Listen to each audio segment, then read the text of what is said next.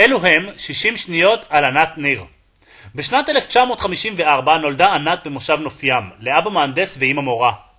ענת נולדה בערב חג פורים, בעוד שאמא צועקת מכאבי טרום לידה, לצידה שוכב גבר מחופש לאישה הרע, שגנב לה את כל תשומת הלב אותה הייתה כל כך צריכה.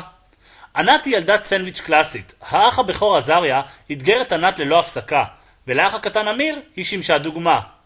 סבא אבינועם חכם ידע עוד אז שעל 3 ילדים קשה מאוד להשגיח, ולכן שם עין על כל אחד מהם, עזריה, ענת ואמיר. במהלך ילדותה ענת אהבה לגדל חיות רבות, חתולים, כלבים, נחשים, ציפורים וארנבות, שעליהן סבא אבינועם ניסה לקבל כוכבי משלן. את החינוך הפורמלי התחילה ענת בגן של יהודית דובשני, ומשם עברה לבית הספר היסודי בנוף ים. לתיכון אליאנס הגיע בעקבות אחיה עזריה, על מנת להוכיח לו שגם שם היא תסיים בהצטיינות יתרה. הלימודים בתיכון היו עבורה קשים מאוד, ולימים תיכון אליאנס זכור לה כטראומה לא קטנה, ואת המורים שם זכר רק לרעה. לאחר הלימודים ענת בילתה במספר חוגים, חוג לפסנתר שבעקבותיו המשפחה זוכה לנעימות ולצלילים, חוג לבלט שלימים השתנה לפי המודה והפך לריקודי עם בקיבוץ. בשאר זמנה הפנוי בילתה בתנועת הנוער העובד והלומד שחיזק את ערכיה והוביל אותה לשבילי הקיבוץ. לענת היה אבא ציוני במיוחד, שאהבת הארץ הייתה נר לרגליו. בדרך זו חונכה ענת, ולכן ממש לפני שהחליטה להתגייס לצבא, נכנסה לתוכנית מיוחדת שבמסגרתה התנדבה חצי שנה בקיבוץ אלומות, שם עבדה במדגה ובבית התינוקות.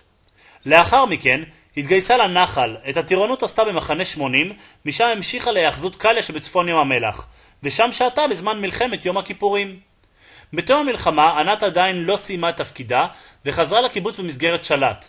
לצעירים שבינינו זה שירות ללא תשלום, מה שמוכר היום כציונות.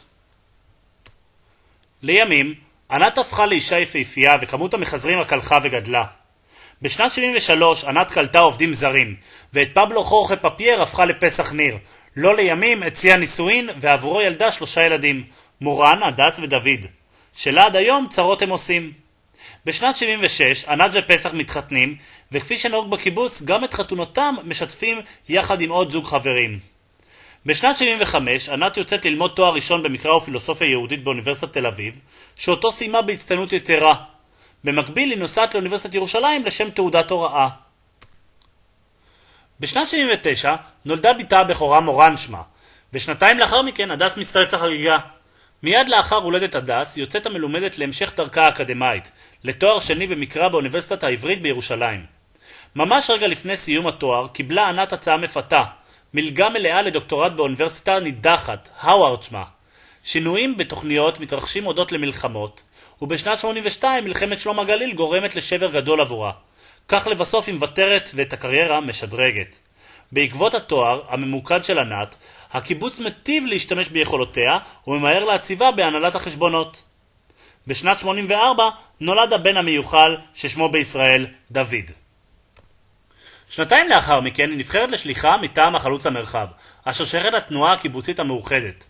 מקום השליחות ארגנטינה, הנפשות, סבתא רחל, ענת ופסח ושלושת הצאצאים. המטרה, חיזוק הציונות בקרב צעירי ארגנטינה והעלאת קבוצות רבות ליישוב היהודי קיבוצי. המטרה המשנית, גיבוש עם החמה. טיולים לאורכה ולרוחבה של דרום אמריקה, קרנבל ריו דה ז'נרו והרבה משחקי כדורגל. התוצאה, מספר טיולים, מספר קבוצות שעלו לארץ, ריו דה ז'נרו 1 וסבתא שלמה ובריאה. בשנת 88 המשפחה חוזרת לארץ וענת מתחילה לעבוד בתור מורה לתנ"ך בתיכון בתיירח.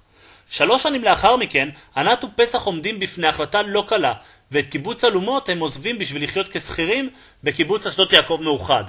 לאחר 2.5 ממשיכים ההורים לנדוד לקיבוץ מסדה בתור תושבים, כאשר פסח עובד רוב הזמן בעיר תל אביב וישן בבית הוריה של ענת, ובסופש חוזר לראות את הילדים. ביוני 95 המשפחה מתאחדת ואת מקומה מוצאת בעיר האורות נתניה. ענת מתחילה לעבוד בתיכון אלדד, ובשנת 2006 מתמנית להיות סגנית מנהלת של הפסגה, מרכז לפיתוח סגלי הוראה.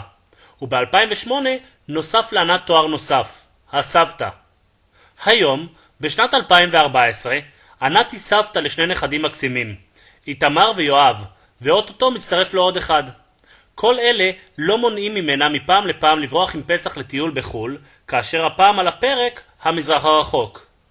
ענת השלימה את משימתה כאימא, ואחד אחרי השני יוצאו בעדינות מן הבית, על מנת שענת תוכל להתחיל את תפקידה כסבתא במשרה מלאה. במסגרת תפקיד זה, ענת נוהגת לארח כמעט בכל שישי את משפחתה בביתה, וממשיכה את המסורת הנהוגה במשפחה.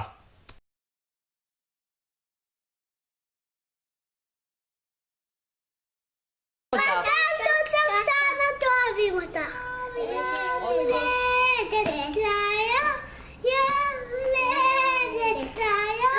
יום הולדת לסבתא ענת.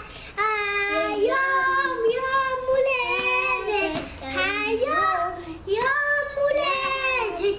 היום יום הולדת. סבתא ענת. חג לשמח. אוהבים אותך.